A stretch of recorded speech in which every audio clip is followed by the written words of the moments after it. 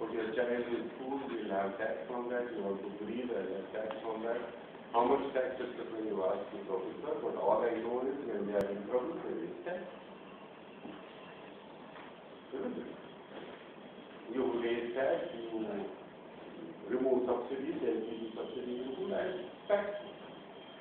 You want to fly to England, I'll raise tax. You want to go abroad to study, raise tax. Heavy education in premier schools. Who can afford it? Only the wealthy, very rich. My driver or maid cannot afford it. So tax. Professors are getting more salary. Tax. Where does the government get money from? Government gets money from, forget non-tax revenue. That's very, not very. Either it's tax or it's borrowed. I can tax you like hell. 99% of the income tax when you are not borrowed. Not 30%.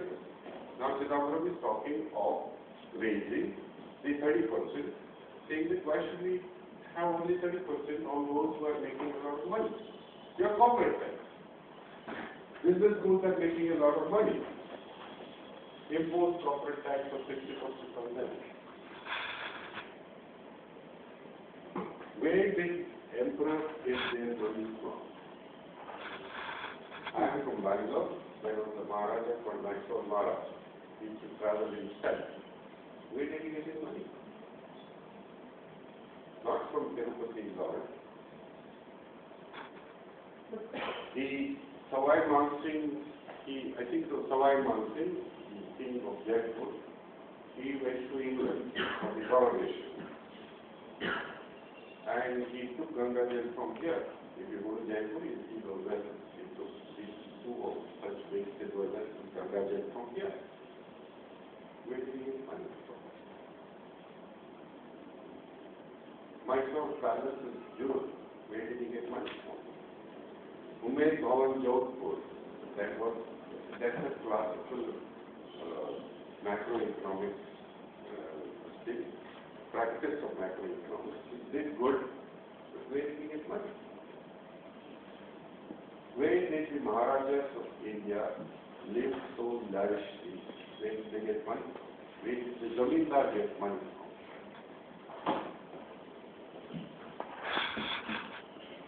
If Robin Hood was made the sheriff, he would also name that. That's the ground reality of public finance. Yeah. So in which category do we position the government investments in the public entities? They are neither tax revenue nor they are non-taxable because this is the one time. What is the meaning of positioning? Right? What do you consider that as? Is it covering up fiscal deficit? Be careful with what you use. A business graduate, when he talks of positioning, it is normally a marketing concept. Which category do we put that? That sir will answer, not me. Because it's a little loaded. Which category? Some of the outflows would be investment. Okay? Government of India invested in something called it could be. So money came from taxes only at some point of time. Now you bought. Where would you put this money which has come from this industry? It is called capital receipt. But I'm just trying to say at some time it was tax earlier. But when GAIL was built up, once upon a time, long, long ago, when you were not there, I was there, a company called GAIL was set up with money from tax.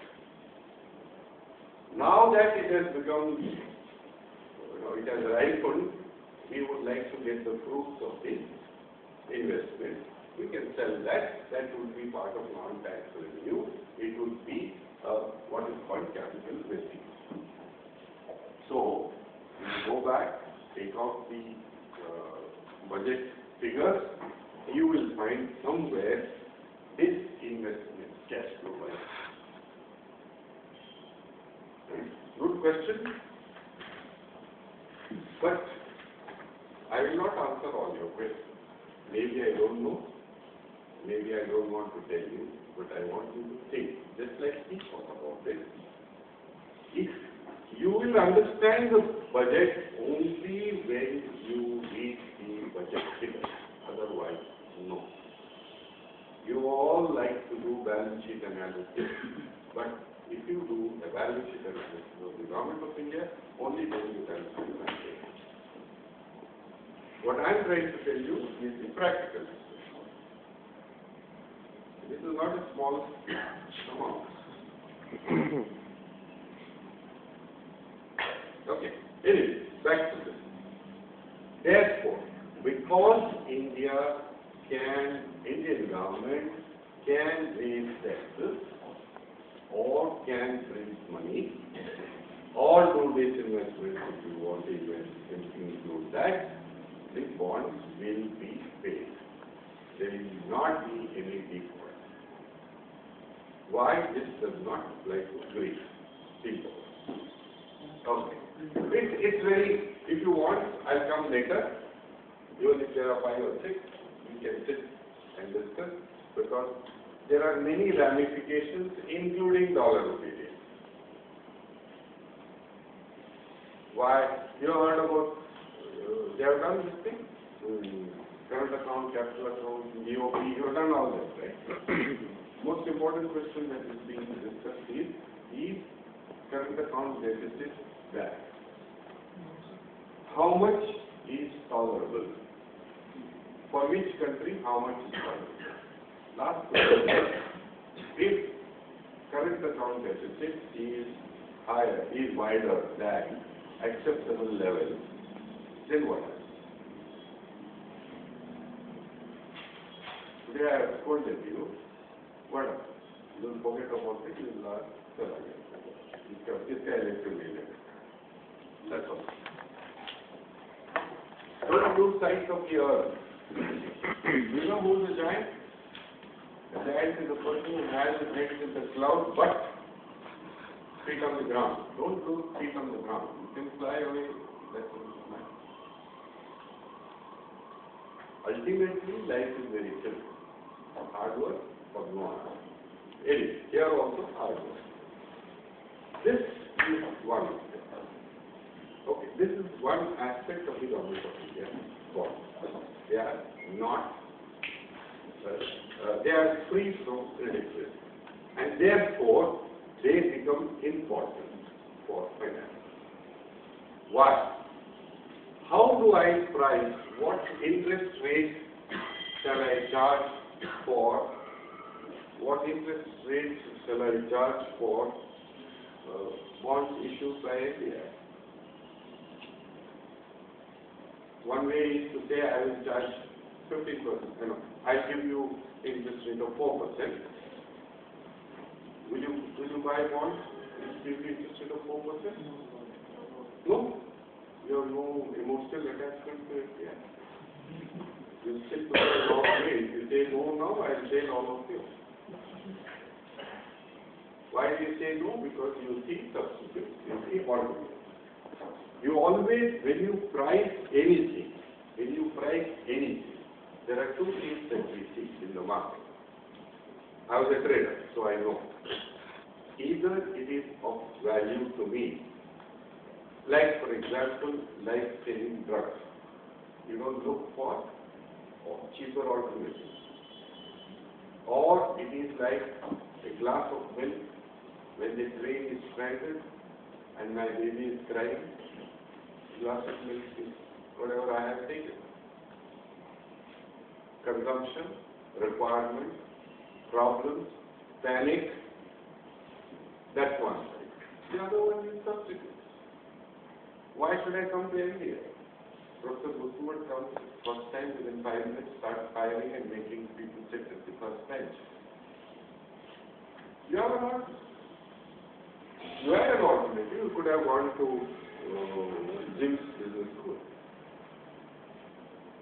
You have an alternative. You get that, go. If you don't get it, come. Life is always, pricing is always two things. One, for consumption, need, non-standing asset. The other one is alternate. The better alternative. You are not aware of this. 2005, 2006, the alternative MBI was better than Lucknow. I have students who gave up Lucknow admission and came here. It's always alternative or conversion. Anyway, that's so.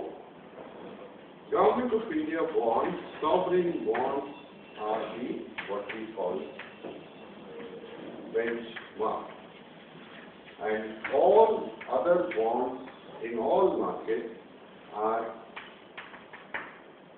at a spread to Government of India bonds.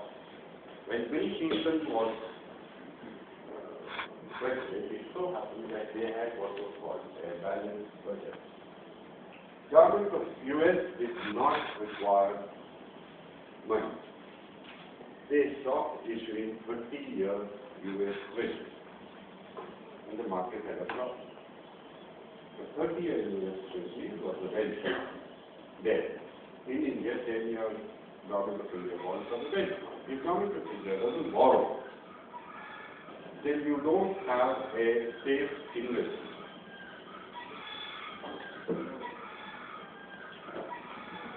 Come here.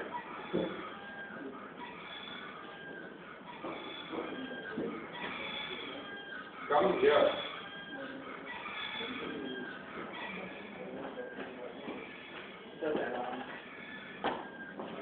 Your class was at 8:30, you have an alarm at 9:30.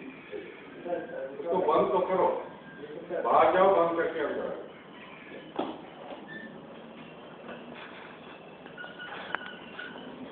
Alarm tune of this first time I'm saying. Anyway, back to this. In the history of financial bond markets, they never stopped issuing 30-year bonds. We all had a process. It was how we would trust. So it serves, interestingly, though it serves this purpose, it serves the purpose of the people who trade in bonds. Okay. Now,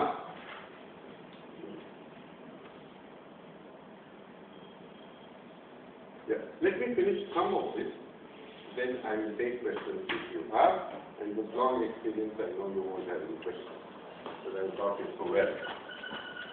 Maturity, how do they decide? By and large, the maturity should be spread over. Why? Because if you have issued bonds which are maturing 2 years from here, then this year you have a huge problem, because this one is what is called net borrowing. That is total borrowing minus repayments this year. Only then Chidambaram will get money. Isn't it? This is net borrowing. If the maturity is bunched like that, in this year the finance minister is going to have a huge problem, because almost the entire Government of India debt is maturing here. You can play politics.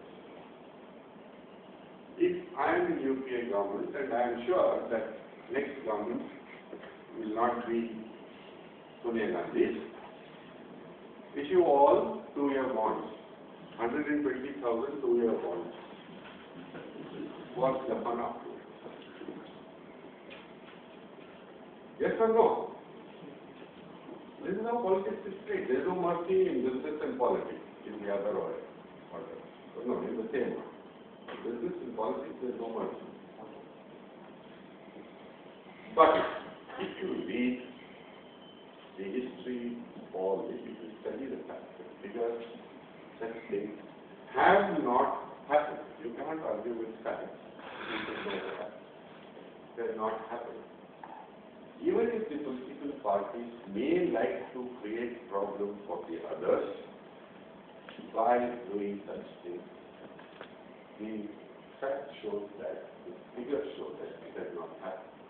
This is either the maturity of the Indian democracy or the maturity of the Indian bureaucrat or the maturity of the Reserve Bank of India, which is part of the bureaucrat. Whatever it is. Interestingly, though political parties fight like cats and dogs, especially when the TV is on in the Lok Sabha, they don't seem to be taking to such big fights. Okay? But, so this is part of that. Maturity should be spread over so that. But it could also be because of the retaliation threat from the counterparty, which when they come to power, they can do the. I may not be alive after 4 years. No, I'm just analyzing it from a totally different perspective. It could be retaliation threat, but sir, if you are physically active, you don't worry about retaliation. It's do or die situation, so who is bothered? It's not like nuclear war that if anyway, yeah, retaliation threat or it could be the market won't buy. You see, possibly create 5 or 10 years bond so that. Worldwide, everybody is watching even the maturity pattern. We are also watching, the local, we meaning not professors, but professors are also watching. The market is watching, market traders are watching. There's too much of supply of 2-year funds, etc., etc., etc. So, it could be that also. But I am sort of convinced, or I would bet on the fact that it is maturity of, the whole thing put together. We can call it the whole circus, we can call it democracy, but there is something that is there, which is not, we have not gone a wrong path so far as this is. Yes, whether the fiscal deficit should be 120,000 crores or 220,000 crores or whatever it is, and by the way, this is measured as a percentage of GDP, because you can't measure the fiscal deficit of Sri Lanka with the fiscal deficit of India. The GDP is part of the GDP. They also, perhaps the reason is because bigger the economy, bigger the taxes, bigger the okay, yeah. So, as you were saying that a government will not issue 2-year bonds because of fiscal management. But I suppose a government is issuing a bond this year and then again next year and then next year. Let's say it's a 10-year bond. So from the 11th year onwards, it will again have the same problem that every year it will have to give that amount. First, a correction. I did not say government will not issue 2-year bonds. What I said was the government will not raise the entire physical debt, fiscal deficit as 2-year bonds, because government issues from 91 days maturity to 30 years. It can issue from 14 days maturity, even 7 days. They have not tried 7 days, but they have tried 14 days to any number, but 30 is the last longest. They had issued once perpetual debt, undated bonds therefore, 3% conversion undated bonds, meaning they will, for all practical purposes it's perpetual. If not perpetual, there is something called perpetual debt also, which means still the company is wound up. It's like equity, but there is some new concept called perpetual debt. Here, they issue a variety of bonds, because a variety of investors would like a variety of bonds. I want to invest in 1 year, I will not invest in 30 years. LIC will invest in 30 years. There are companies which will invest for free. They are called treasury bills. Anything below 1 year is called treasury bill. It's issued in a different form. There is no interest payment. They are called discount bonds. You pay 100 at the maturity.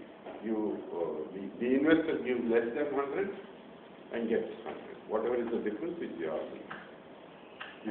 Let's say you give 94 rupees, 6 rupees you get for half a year, which comes down to about 12% plus. Okay, rate. The most important thing is between 2001 and 2004, the rate for 10 years came down to 5%, and now this is 0204. In 2012, it is 8%, around 8% now. How do you decide? Who decides? Interestingly, this is where the free market, the efficient market, competitive market has worked. They use a technique called option. All government debt is now issued on option basis. It's issued through option. How does it work? First, the calendar of issue is there, so the market the market knows the supply of bonds. The rate is then decided. You have two things. One is called yield, one is called coupon. Right now, you understand this coupon as the rate of interest.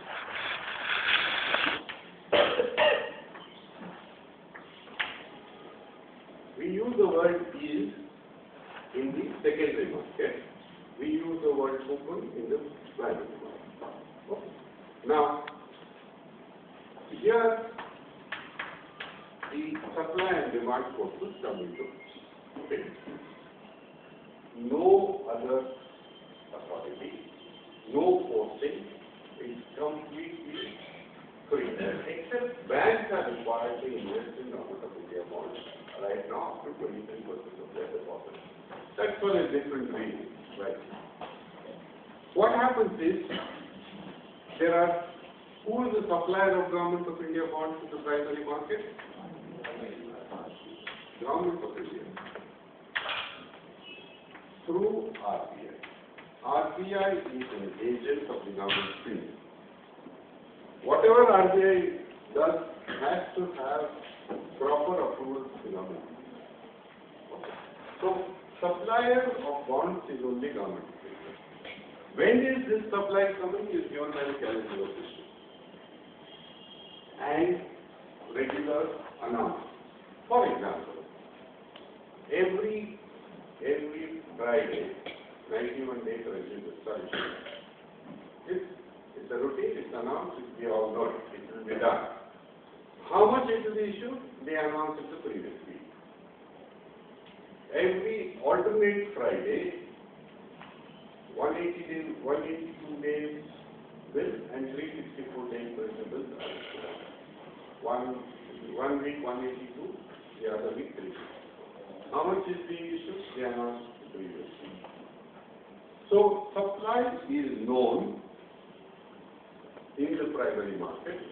By and large, they adhere to that. So there are complications in case an auction is cancelled.